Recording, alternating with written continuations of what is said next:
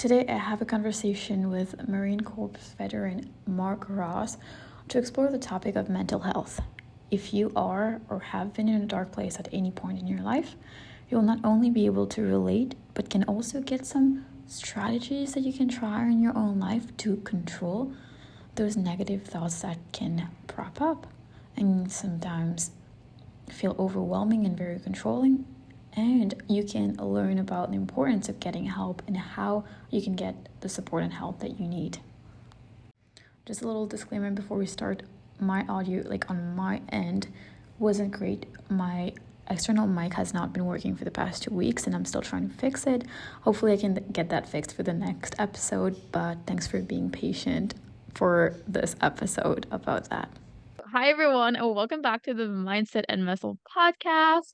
I'm your host Keshi, and today we have a very special guest, Mark, with us today, Mark Ross, to talk about, well, sometimes I introduce a topic and then again, we go into tangent and things like that.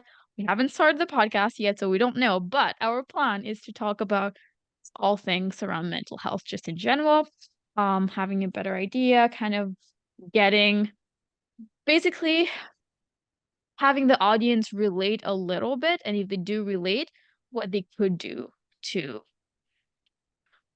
I guess, feel better or find ways to cope with whatever Sure, they're dealing with, kind of. sure. Again, I'm just saying based on the few questions that I have planned, but at the same time, you never know with a podcast how it's gonna be. But before we get started, I'll let you introduce yourself, and forum is yours. Right. Well, thank you, Kishi, for having me on your platform. Um, as she said, my name is Mark Ross. Uh, I host the Speak Your Truth with Mark Ross podcast, and the topics that I talk about are mental health, wellness issues, and community-related issues. I live in Milwaukee, Wisconsin at the time. At this time. Um, Uh, I served 4 years in the Marine Corps, and uh, after I got out, uh, a few months after I got out, I started to experience what people now classify as PTSD. Um, I didn't know what I was dealing with at the time because I was just having a hard time readjusting to civilian life, right? Uh, I got out of the Marine Corps, like I said. I got into college, and everything was going okay. But then I started having uh, nightmares. I mean, vicious nightmares where I would just wake up in the middle of the night screaming, screaming, and all of my dreams would be military related, meaning that I was in some sort of conflict. I had my military clothes on and I'm fighting for my life. And I mean, fighting for my life. This happened for several years. And when I say several, I mean, I got out when I was 21, Kishi, and the nightmares didn't start subsiding a little bit until I was in my mid 30s. Oh, So so I was going through it for a long time. okay, so you said you were in the Marine Corps for 4 years, right? Yes. So you have been dealing with the PTSD from that for even way longer than you've even been in the military, which Yes. is insane when you think about it. I really want to ask you before we even move forward, if you're willing to share, how did you initially how did you, or why, I guess, did you start or get in the army? Not the army, the Marine Corps, so the military, and then also what made you, like I think I understand what made you stop, I guess, if it was already that bad, but I don't know. I don't want to assume anything. Is there one particular event that made you feel like, okay, that's enough, or was it like a series of occurrences that was, I guess, the drop that spilled over, or whatever the expression was. Yeah. So if I may, you're asking me what event made the nightmares start or stop? Oh, I'm so basically just your journey in the Marine Corps. Like, why did you how did you get into it first, and then Oh, also after that, yeah, like, yeah. why did you get out? Yeah, like how. Uh, I got in. I decided to go in the Marines because uh, after graduation, I really didn't know what I wanted to do with my life. I didn't want to go to college at the time, and I didn't want to stay in Milwaukee either because I really didn't see my life taking off anywhere. So I asked my mother if I could join the military, and she said, of course. Um, so I initially applied for the Army, and I didn't pass the test. I wasn't even trying to pass the test, to be quite honest with you. And then I went to a Marine Corps recruiter. I took the test and I passed, and I developed a good relationship with him. And in the midst of that, I had a really like honest conversation with him. I said, hey, bro, look, listen, I'm all down for going to the Marines because I want to do something different with my life, but I want to know what I'm going to experience. And he told me, he said, hey, you're going to go through hell for 3 months. You're going to get called every name but the child of God. You're going to be you if you're not in shape, you will get in shape. Uh, he told me that day, I he told me to basically work out every day, Monday through Sunday, and Monday through Sunday again. I mean, he told me that, hey, you need to start working out now. If you haven't been, start.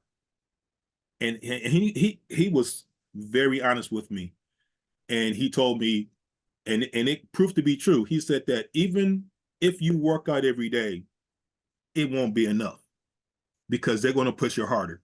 They're going to push you harder than you've ever been pushed before. And he was right. He was right. I was pushed hard. We all were pushed hard. Um, you probably don't know this movie, but there's a movie, an older movie called Full Metal Jacket. Okay. It's a Vietnam based movie, right? And it talks about the Marine Corps from when these group of guys got into Marine Corps boot camp, and then they got sent to Vietnam, and they went through all the trials and tribulations going on there. But I bring that up to say this: the experience that they had in boot camp, even though it was a movie, it described what me and my fellow Marines went through in boot camp. That was us. Full Metal Jacket, the boot camp part of the movie was us. And I mean, it was us. You know, everything that they did, we did. And because I haven't watched, when you said Full Metal Jacket, I thought of like Ammo, which is the type. But I haven't watched it, and maybe a lot of people haven't either. But tell us a little bit more about when you say it's exactly like that. So what do they picture? Like, how is it actually? You know, we it was just learning the ropes about being a Marine, uh, Mm. running us to death, working us out to death, in our face, cussing at us. You know, I mean, we went through the whole. I mean, we went through a lot of stuff, and our drill instructors were not nice to us at all. And I can tell you, they weren't nice to me either because, uh, now, mind you, I'm 18 years old at this time, so they always refer to me as belligerent, and uh, and I guess in reflection, I was belligerent to them because I came in with the mindset that no matter what they threw at me, I was going to win. Ah, I okay. was going to win. and they saw that in me. So they made it really, they made it particularly hard for me. It's like, and they told me this, they had it out for me. Yeah. So whenever, we did something, they wanted me to do more than everybody else. Okay. So you said like you were not gonna basically let them have the last word in terms of like the effort, like whatever. Yeah. Like they were pushing, you were pushing more, and you were gonna make it through whatever they wanted you to do. My question is why? Because you didn't because when you got into the Marine Corps because you kind of wanted to figure out what you wanted to do, you weren't sure. So it wasn't really like, oh, I my dad and my grandfather and they all have been there, so I have to be there. I have like this set. I since I was like 3 years old, I had that in mind. It wasn't like that. It was a little bit different. So why did you have this much I guess grit to keep going with this much willpower at the time to be like, I will do this and I will complete whatever task you want me to. I had something to prove. I had something to prove to myself. I had something to prove to my family. I wanted to prove to my family that I can do it. I didn't Okay. want to let them down. Okay. You wanted to once you start something, you wanted to finish it, Of course. whatever that was. Of Okay. course. And Of course. was that like the first, you said the first 3 months were Three like that? months. It was 3 months at the time, yes. And Hmm. then after that, how were things? Things were okay. I got assigned to Meridian, Mississippi. That was my first training station, and I spent a few months there. Um, and then from there, I got transferred to Camp Lejeune, North Carolina. Mhm. And when I got there, that was my main station. That's where I was. That's where I stayed for the most part. While I was there in Camp Lejeune, I got reassigned to the Naval Fleet, and that meant that I spent 6 months on a ship, 6 months back, 6 months out. And when I came back, I went back to my regular assigned battalion. So I did 2 tours in the Mediterranean part of the world. And during my second tour, we got called to. I'm not going to get too descriptive about this, but we got a call to go to North Africa. In particular, we went to Monrovia, and that Monrovia is in Liberia. There was a warlike situation going on there, and we were called to go out and evacuate the citizens of the city of Monrovia. So that was a 3 month process. Oh, That was in some ways traumatic because we met a lot of local people who lost everything. They lost everything. Uh, it, I met people who had businesses and they had to just pack up the clothes that they could pack and just leave, right? yeah. And the question that they were always asked, which is kind of funny, but they were always asked, "What are you going to do now? You lost everything." A lot of the people that we evacuated all said the same thing. They said, "Life isn't about things. We can rebuild. Mm. We're just happy to be alive and have our family intact." Keshi, that blew my mind because it gave me a different frame of thinking that life is, people have such a value on stuff. Yeah. We have this high value frame of what stuff is and what stuff can do for us. But those people that lost all this stuff, they were happy to just have their family intact. That's it. Everything else, Keshi, everything else was extra. Everything was extra. It's like their their bond their life revolved around their families, not the stuff.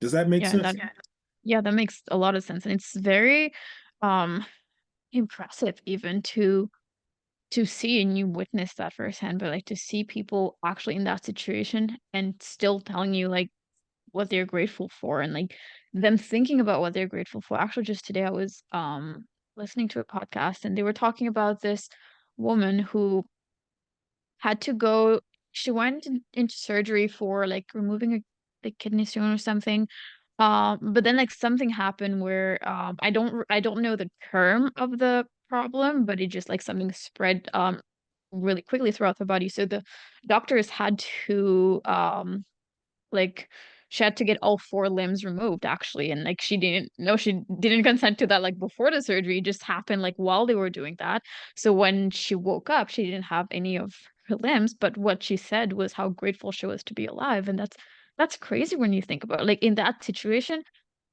like, I should admit that that wouldn't have been my reaction. I would have been, like, sad, mad, I don't know, like, just like, what happened to me, but, like, some people do really have that like, they're that grounded that they're like, "You know what actually matters at the end of the day is that I'm alive and my family is alive and we're here and we're still able to like, whatever happens, like, we're gonna move somewhere else, we're gonna, like whatever happens, it's, Yes. like, us and that's all that matters," and that's very, very impressive, but also very difficult, That's for very sure. profound, really. It's Very very profound. profound. I mean, like, I can't even put in words Mm, how how impressed I was of the people that I met and the courage that they took to just say, "Hey, this isn't important. This is. yeah. I'm good with this. I don't care about any of this other stuff. I'm just happy to have my family intact. Where we go, I don't care. I have my family. I'll be all right." Yeah, absolutely. And so you again, you weren't as impressed as I would have been too, but you also said it was a very traumatic experience. So, when did your nightmares start? Was it like after this? Um, My nightmares and my behavioral changes happened, I would say, a, a few months after I got out. So I got out of the Marine Corps in September of 91. I would say that my nightmares started around uh, January, February, if I'm not okay. mistaken. And like I said, I just started, it was slow. It was a process. I started experiencing the nightmares. Um, I really didn't think much of it. But as time went on, the nightmares became more progressive and more every day. Um, I also started noticing that my my mental health, I guess, started to change because I start to feel more disconnected with everybody. And like I told you before, I was having trouble reconnecting with society after I got out. So that played a role. I was able to find a job. I was going to school. I wasn't doing very good at it because my mind just wasn't in it. My behavior started to change. I mean, I started to drink more. I started becoming less joyful. Uh, it got so bad for me, Keshi, that there were many times that I wanted to take my life. I see. I wanted to take my life because I couldn't deal with the nightmares. I didn't understand what I was going through, and see, one thing too that I'm thinking as I'm talking, I didn't have the courage to say I needed help. Okay. I And I, I get I kept it hidden. I smiled in front of my family. I smiled in front of the few friends that I had, but in the inside, I was crying. I was angry. I was I was sad. Yeah, I was gonna ask something else, but before I even get there, why do you think you didn't wanna tell your family, like, why did you think that you had to keep it in? Is that because, like, I guess because society tells you you're a man and you can't, or because you were in the military and, like, that's what we think of people in the military as, like, very strong and very, like, kinda, like, just keeping, like, more things, inside and just dealing with it on their own? Like, Mm.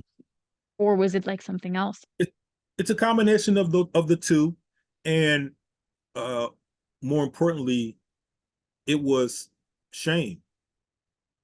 Why? I didn't want to tell my parents that my family, that I was dealing with something that was beyond my control. I didn't want them to worry about me. So Mhm. those were the reasons why I kept it in. And on my podcast, I do stress the, you know, I do stress that people should speak out. And I'm speaking that from experience because once upon a time, I did not speak out. Yeah. I kept all that anger and all of that repressed, sadness and rage or whatever. I kept that all inside and it didn't do any good for me. Like I said, it just led me down a dark path of reckless behavior, suicidal thoughts, hell, sometimes homicidal thoughts. I mean, it I was in bad shape, but I tried my best to keep it cool. So I just focused more on working, staying in my lane, going to classes, doing just enough to pass. But when I was really at a low in my life, though, the one person in my life that, unbeknownst to her, saved my life was my daughter. Okay, because I was gonna Uh, ask you what made it better. How did my you daughter, get my daughter. okay. When my daughter was born, um, I raised her. Me and my sisters, we raised my daughter for her first year. So me having my daughter in the house, it gave me the thought to keep going Mhm. because now I got somebody that depends on me Yeah. and I can't let my daughter down. So I had to keep moving. I had to keep one foot in front of the other, as they say, and I had to do it for her. Okay, so what would you or if you had any advice for people who don't maybe have a child or don't have that person that depends on them, but they are having even if they're not having nightmares, but they're in a situation where they feel like they can't speak out, they're ashamed maybe, like they want help, like deep inside they do want and need help, but they don't know how to get it. They are scared to feel judged. Like, what would you tell them? I would tell them to find someone that they could trust, that they could talk to about what's going on with them, because the worst thing that you can do is not talk about it. Okay. Because when you talk about it, you you want to talk about it to someone who understands you, or you talk about it to someone that you can trust. Right. You have to have an open mind of the to anticipate what he or she may tell you, and just understand that there are people out there that love you. Like I said, I can speak for myself, but I do think that I speak for a lot of people when I mention the word shame. Yeah. That really stifles people in terms of facing their fears, uh, change, the shame of knowing that you're not as strong as you're projecting yourself to be. That could really mess you up because you want to project this image that you are somebody that you're not, right? So when reality hits you in your face and tells you that you're not that person, you're not going to admit that to anybody like, hey man, I got something I want to say. I'm really not this strong. Yeah. Especially especially where I come from as a black man. We're not going to go to our homeboys and say, man, I'm depressed, bro. They're going to say, Yeah. man, let's get a drink. Let's go chop Yeah. it up and get a drink and just, what I'm saying? That's what I'm not going to say that every brother would do that, but that's what the majority of brothers would do. Say, hey, man, come, let's get a drink, chop it up, man. Let's get a laugh. Cool. Get it out to, whatever. But there's times, though, that we need to sit our behinds down and talk to somebody. We need to Yeah. sit down and talk. We need to get out of that shameful mindset that uh that no one cares. Yeah. Well, the No thing one is, will like, listen to. Go because ahead. like you mentioned, a lot of people, like their friends themselves, they just joke around so much that they they never have like those deep conversations, and they don't feel comfortable necessarily going there and having that deep conversation with them, because if their friend starts laughing, like making it as of a joke, they're gonna feel even worse. Or sometimes people who care the most about us, like let's say parents and things like that, they might have like an opinion on something and like try to give like solutions and things like that. Whereas that person might be at a point where they're, let's just say, they self-harmed or something like that. Like they don't want to be judged, they don't want to like get like solutions right away. They might just need to like let it out. So sometimes they might not know. They're like, well, if I go to my parents, then like I'll make them feel bad because I did those things to myself. Well, I had thoughts of doing those things to myself. So now they're gonna get worried and I don't want to be a burden, but like things like that. So like then what do they do? Man, I mean, for me though, I I had someone in my job that approached me. He too was also a veteran, and he came up to me and he said, "Hey, Mark, I know you're a veteran, and I don't know if you went through anything in the military, but if you did, um, I'm telling you that I think you should, seek counseling for it." He then gave me this pamphlet, and mind you, I didn't know what PTSD was, Okay.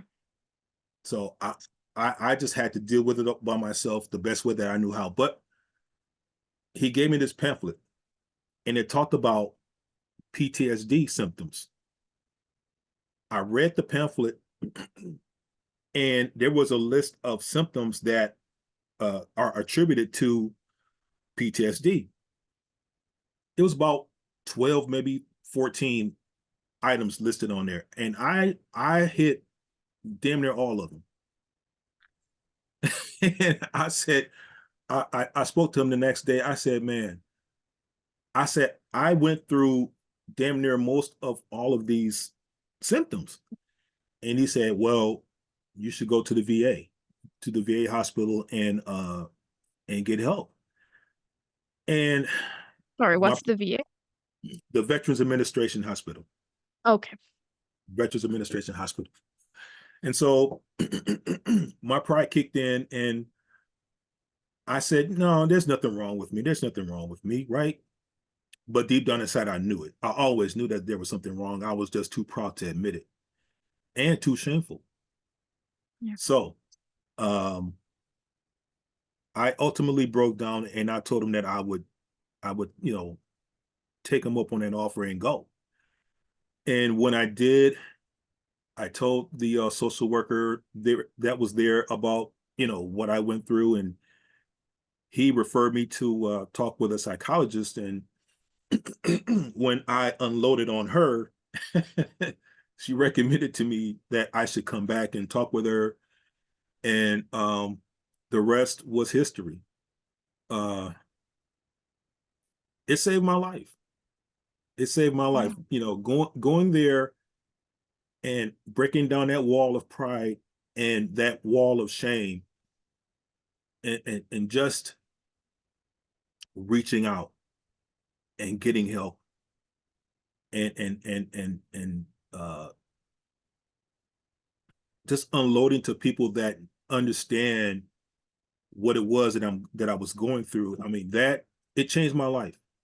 It changed my Yeah, life. and Go ahead. I'm sorry. yeah, and if people don't have like the community around them, or like they don't feel like they have anyone, they could still go directly to a therapist and talk, a psychologist, and talk directly to that person. If they don't have that middle person who's going to tell them, who's going to like listen to them first, they could, again, if they can afford it, or I don't know how it is in the US, but here in Canada, I know for some of the like benefits at work, we do get that or that partly paid at least. So people could do that, but in the US, I'm not sure how it is with benefits. You have to pay yourself, or do people have some support, or are there some like free or like cheaper services that people could go to for counseling, for like therapy? Well, for me, I mean, since I'm a veteran, I mean, all of my services is free. But if people that, just the average Joe wants to seek out counseling, I would suggest uh calling 211. In Wisconsin, Mm, we have this it's called 211, where you call and they will refer you right. to people that can help you. Right. Okay. Yes. Yes. Mm. And I know also like another like strategy that people mention, and I that always crosses my mind is journaling to get thoughts out. Now, like for me, and like my experience was like a very much lesser extent than that, but like when I go through something, like I notice without journaling and with it, it makes a difference in terms of like enabling me to basically let it out. Um, without like speaking, or before I even like speak it, but I don't know how much it helps when it's a lot more serious. Like in your case, it was like when you're having nightmares and stuff. I don't know how much if you tried it, or if you know people who tried it, like would you recommend that as an approach? Heard that people, I've heard of that. I've heard that, that people tend to journalize um, what they're feeling or what they dreamt about. And honestly, I started journaling. If I experienced a bad dream, or especially when I experience bad dreams, I tend to write it all down. And Yeah. um, I do know veterans and others that do utilize that strategy, and they all said that it helped. So Yeah. I I give thumbs up for journaling for sure. Yeah, absolutely. I think it helps in a few different ways. Like one, sometimes we just try to hold on to things to not forget them. Yeah, So we're trying to piece things together and make sense of it, but in the same, we're just trying to like just like remembering a grocery list. But like, oh, I have to remember toothpaste, I have to remember this and that, and then you just like it's yeah, just so much. It's the same like if you have like the nightmares and stuff, you're like trying to piece it together. Maybe what did that mean? Like I don't know, like but that was that related? Whereas if you put it down, you know that you could come back to it if you need to. But other than that, I feel like it also, as you're writing or as you're expressing yourself, usually when I do it, more things than I thought come out. Like I think it's just gonna be like a 5 sentence thing and it's gonna be it. And then I'm just like writing and writing and it's like pages long and I'm like, I had a lot on my mind that I did not know. They just keep coming. yes, yes. And see, another thing for me, what helps is the start of my podcast. Because not only I'm sorry, not only does it give me a platform to talk about mental health, it gives other people the ability to talk about what it is that they're going through as well. So that the start of my podcast is it was I wish I would have done it sooner. I think that is a type of journaling too, because I've heard about that too. Like if you don't want to write it down, just like set like a phone or something and just record yourself saying it, because you're Mm, still kind of like not doing multiple things at once. You're doing one thing, you're just talking about it or like expressing yourself, and like it yeah. things are coming as you're talking. So like that does make a lot of sense as to why this helped a lot for you. Now, a Mhm. question that I'm thinking about is right now, especially younger people, I would say we call it Gen Z. Um, I've noticed maybe even the other end of sometimes oversharing on the internet or oversharing with people they don't know like immediately, or what sometimes people call like dumping. So where's like the balance of that? Because like if you just meet somebody, instead of like, people don't like small talk anymore, they're like, instead of small talk, let's just get into your deepest darkest things when you just Mm, meet somebody, or they just like set up a camera and like, like cry and like tell whatever they have to say. But sometimes it's about just like anything. It's sometimes about like just, little things or things that are very private and personal that then other people obviously online are commenting and have something to say. And it gets into like more complex things. So like part of me sometimes is like, well, where's the balance between like not keeping everything in necessarily, but also not sharing everything with everybody all the time? Like, where's that balance? balance. Yeah, Wow. because Um, I guess what I mean is like we also like I notice that especially with younger people again, but like sometimes we're not finding that like emotional stability either, like even just on a day-to-day life. Not anybody that necessarily like went through something like PTSD or like something like really, really traumatic, or maybe they did, but like literally like everybody just in general are finding it like more difficult to just feel like emotionally stable as adults. yeah. So that too. So then I'm like, well, if everybody's like that, then we're kind of like people who do need help. Their voices are kind of like muffled because we're just hearing about everybody's like little issues on the internet, or like everybody's like things that are happening, or not just on the internet, but on a day to day, that would literally just be kind of like inconveniences instead of Mm, like mm, trauma. hmm. Yeah. Well, balance is important, I guess. I think there's a time to speak to people. There's a time to be outside and be active, and then there's a time to just be to yourself and Yeah. meditate. Right. Once once you once you I guess understand how all that works, you would have to formulate a plan on how you would approach each idea, because there are times that I can be outside and somewhat active, but there's times too that I need to be by myself. I Right. need to just be by myself and just um, not focus on my thoughts, but calm my thoughts. Because for me, I don't know how everybody else deals with this, but I call it stinking thinking, What do you and call it? I call it's called stinking thinking, like negative thoughts. Oh, okay. Um, so when I have these negative thoughts that just come to my mind about people or myself, even, I mean, I I stop what I'm doing, and I just I realize that my thoughts are going somewhere where they shouldn't. Um, I I guess I try to change those negative thoughts into positive thoughts.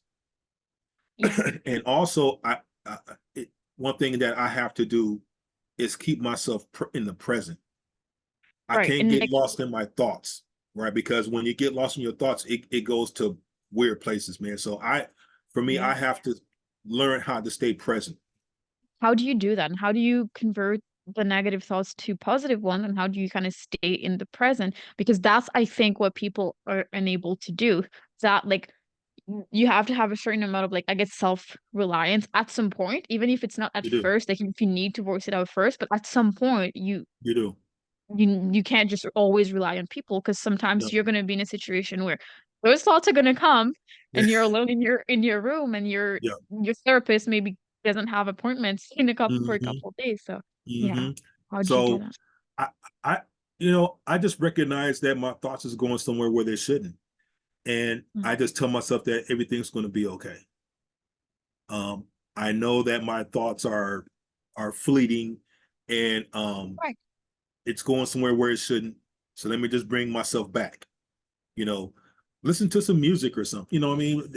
There's things that you can do to divert your mind from going somewhere where it shouldn't. You know, listen to music. You know, going for a jog. I mean, I work out, so Right, right. working out it's very helpful for me.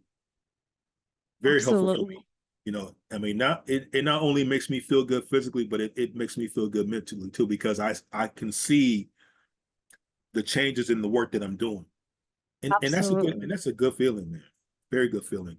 So yeah, Okay, yeah. A few things that you mentioned. You mentioned meditation a little bit earlier, but also as you were talking, I noticed that you were referring to meditation still, even if it's yes, not like yeah. actually sitting down, closing your eyes.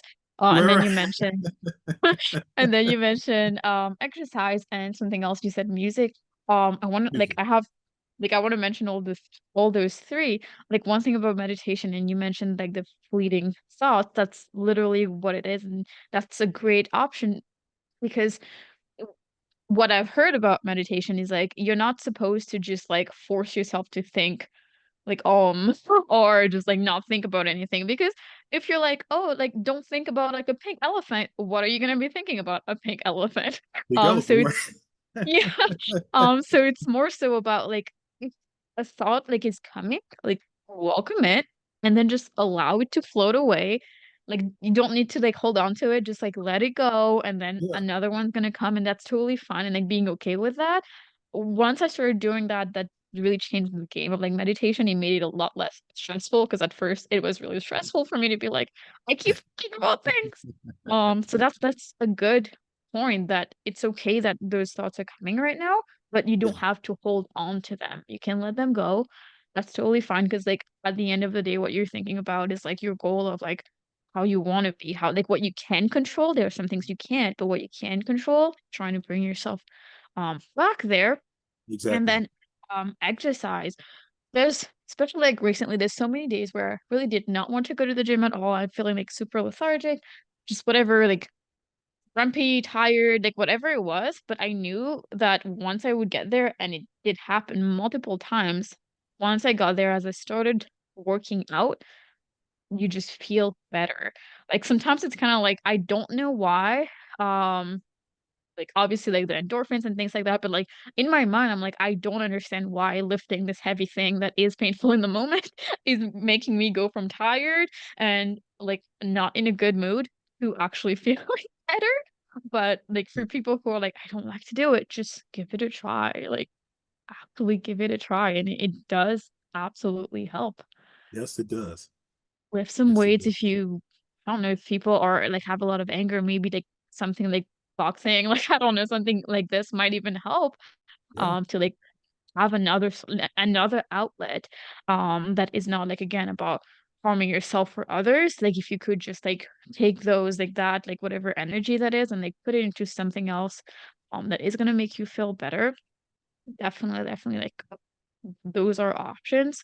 And the third thing about like music, do you think that people should be very careful about what music they listen to, especially when they're in a dark place? Because we tend to, at least me, when I'm not very happy, I don't necessarily want to listen to music that's not very happy. But I noticed that I could be happy and listen to a sad music and then become sad yes, you can. immediately. Yes, you can. Yeah, You know, music has a very powerful effect on your body. absolutely. It does. So, uh, I guess you know, it would be very cautious for us to take in certain types of music because it could have very devastating effects on your mind as well, Yeah, right?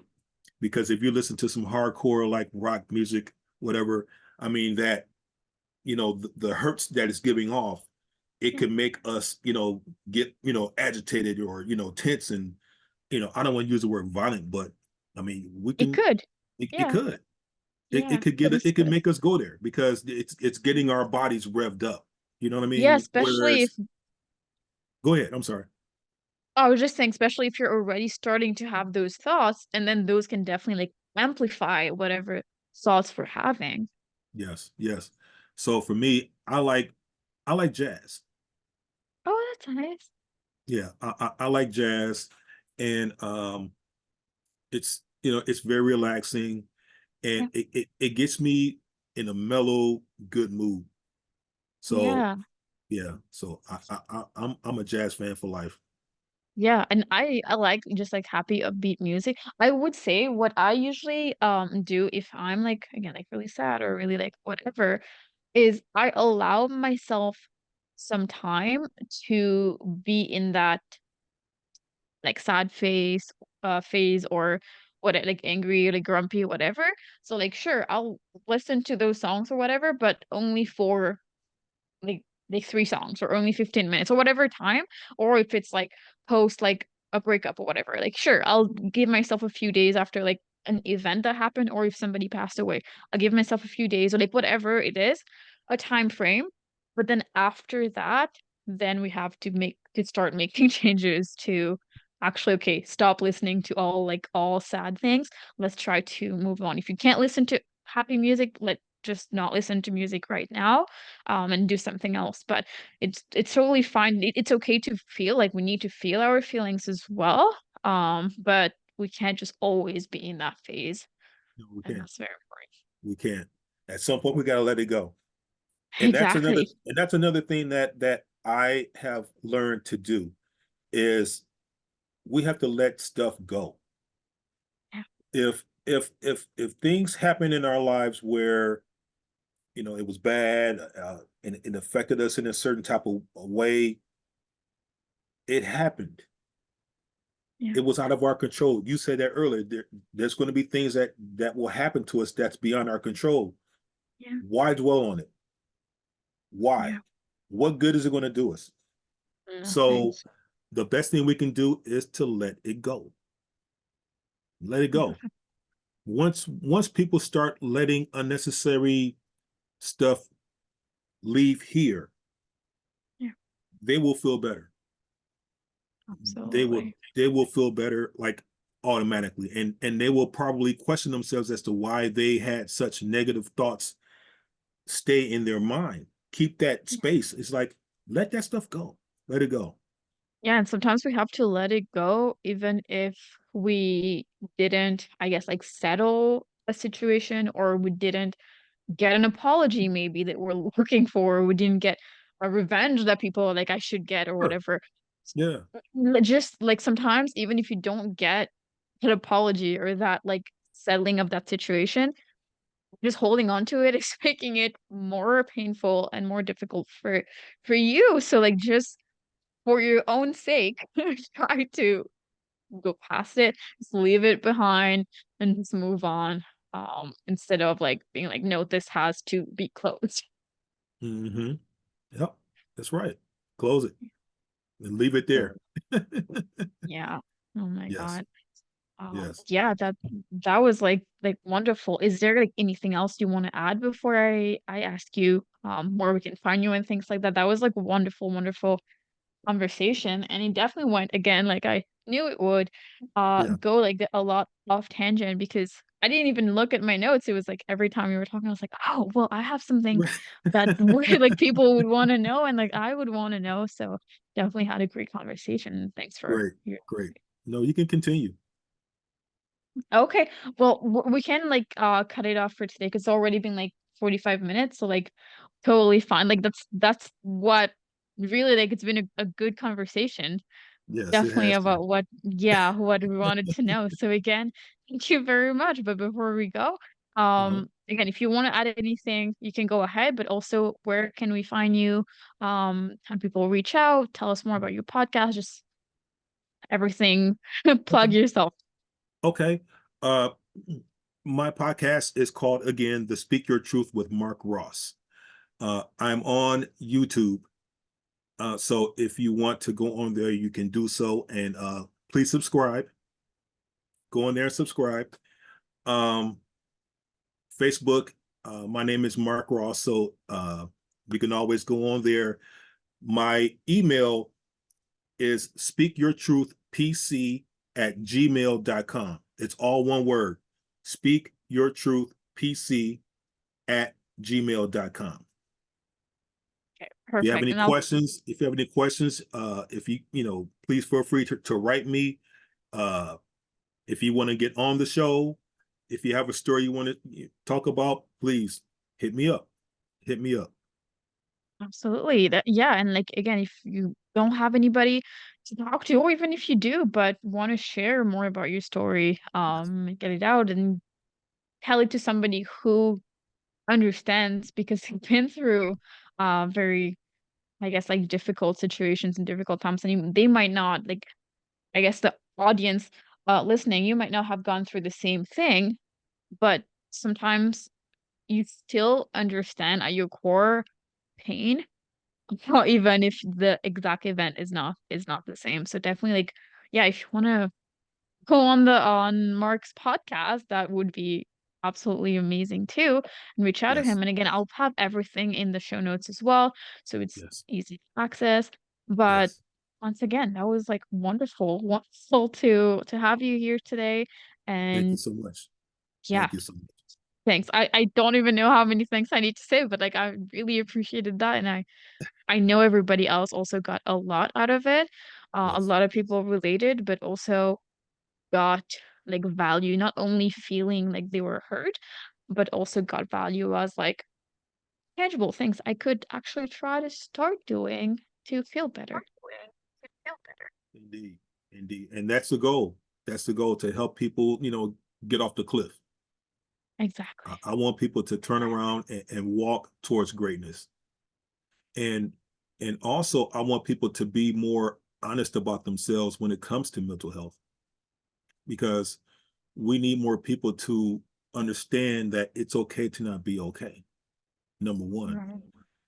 Number two, it's okay to reach out and ask for help.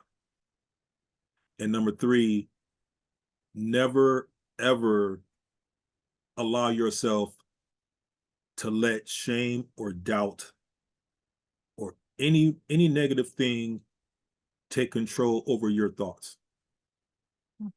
Okay. Be the captain of your ship. Yeah, Sail that ship to where you want it to go. I like that. Just keep moving forward. Like it's okay to have those feelings come, allow them to go as well, and like keep moving. Don't just stop. Don't just let them control you. Definitely keep moving again. Like you said, like Mark said, you're the captain of your own ship. I really, really love that. Thanks one last time, and thank you everybody else for watching. That was awesome, and I'll see you all next week. Bye bye.